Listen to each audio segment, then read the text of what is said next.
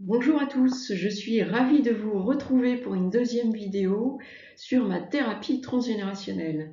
Et aujourd'hui, on va parler de thérapie et de transgénérationnel. Alors, thérapie, c'est normalement réservé aux psychopraticiens lorsqu'ils parlent de leur psychothérapie. Alors moi, je garde ce mot parce que j'aime sa première signification en grec. Thérapeia, ça signifie soin. Et je souhaite prendre soin de vous. Alors, je voudrais vous partager 3 mots qui caractérisent cette façon de pratiquer. Pour moi, c'est l'écoute, la bienveillance et la disponibilité. Lorsque vous venez pour une première séance, je prends soin de bien comprendre pourquoi vous êtes là. Et j'aime vous faire comprendre ce lien qui existe entre votre personne, votre être, les événements qui se sont passés dans votre vie et que vous avez bien voulu me partager et l'objectif avec lequel vous êtes venu. Et ceci nous permet d'affiner justement ces objectifs et d'avoir des objectifs plus pertinents pour les séances à venir. La bienveillance. Je suis amenée à voir dans les séances des actes de vos ancêtres qui sont parfois maladroits, malheureux ou malveillants. Alors je dis sans jugement, vous allez me dire ces mots-là, on rentre dans des cas, c'est un jugement. Mais en fait, ça m'est égal, je ne cherche pas à les caractériser, c'est juste que je sais que derrière tous ces actes, il y a une souffrance et c'est là que je viens prendre soin de vous à travers ces souffrances-là que je vais apaiser. La disponibilité, après chaque séance, je reste disponible. Si ça a touché certaines choses qui vous ont ému et si vous avez des questions après les séances, pour moi c'est très important de rester disponible pour vous. Alors, transgénérationnel, que dit le Larousse? Qui concerne toutes les générations, tous les âges. Alors, qu'est-ce qui concerne toutes les générations et tous les âges? Dans ma pratique, eh bien, ce sont les informations qui sont transmises de génération en génération. Alors, vous connaissez la couleur des yeux, la forme de votre nez, etc.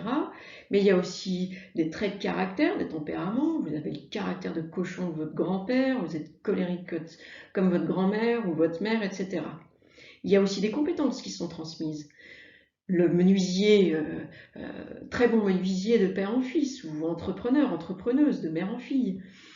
L'histoire d'une fille qui dit à sa grand-mère je veux être infirmière, et sa grand-mère de dire mais ma propre mère était déjà infirmière, et moi j'ai pensé faire ce métier, et je suis assistante sociale. Enfin, vous voyez, on est dans une lignée qui touche à la santé et aux soins des autres.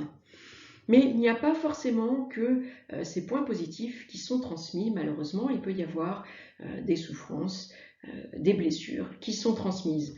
Alors si je reviens sur l'entrepreneuriat, ça peut très bien être un entrepreneuriat qui se termine mal. Vous connaissez des faillites peut-être dans votre histoire, et puis vous, à chaque fois que vous voulez entreprendre et ça ne marche pas. Ou bien une entreprise qui doit être vendue et qui quitte la famille, et ça peut créer des blessures. Il peut y avoir des problèmes de santé qui sont récurrents. Un père qui a une problématique psychiatrique qui a déjà été retrouvé dans un grand-oncle. On est déjà en train de diagnostiquer un enfant d'une génération en dessous, etc., etc. Alors ces blessures, ces souffrances, on les appelle des nœuds ancestraux ou familiaux, des mémoires qui ont une résonance négative. Elles peuvent avoir des résonances positives, bien sûr, on l'a vu au-dessus, mais ces mémoires familiales ou ancestrales, en l'occurrence là, ont une résonance négative. On peut être prisonnier de la loyauté familiale, reprenant l'entrepreneuriat. Des gens viennent me voir parce que voilà, ils ont dû reprendre l'entreprise de leur père. Le père avait déjà repris du grand-père, mais en fait, les personnes qui viennent me voir n'ont pas envie de faire ce métier. Et ils se retrouvent coincés et ils ne savent pas pourquoi ils n'arrivent pas à sortir de cette loyauté. Et ça peut être aussi exprimé par ces fameuses croyances limitantes qui nous empêchent d'avancer. Alors, comment elles circulent ces informations? Je vais essayer d'être brève, mais de pouvoir vous expliquer en gros. Vous connaissez les différents types d'arbres généalogiques. Le seul point commun qu'il y a entre tous ces arbres, ce sont les liens qui passent d'une personne à une autre. Et quoi de mieux pour représenter un arbre généalogique qu'un arbre? Et dans cet arbre, il y a de la sève. Et la sève, elle circule dans tous les sens pour que chaque organe soit au courant de tout ce qui se passe dans tout l'organisme, dans tout l'arbre. Et c'est ce qui se passe dans les flux qui sont transmis de génération en génération. Comme les liens du sang, ce sang qui circule à l'intérieur de notre corps, mais qui circule quelque part à l'intérieur de toute notre famille, de tout notre clan familial. Alors, les caractères physiques, ils sont transmis par l'ADN. Pour les caractères qui ne sont pas physiques, c'est plus difficile à comprendre. Alors, je vais vous donner ma façon de voir les choses, qui n'est absolument pas vraie, c'est une représentation.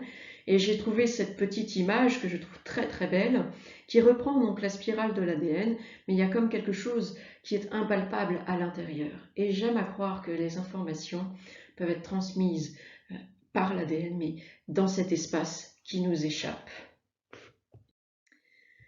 Voilà, j'espère que ces quelques mots vous auront apporté un peu plus de compréhension sur la façon dont je travaille et je reste bien évidemment disponible si vous avez des questions ou si vous voulez me les mettre en commentaire ci-dessous. Merci et très belle fin de journée à vous.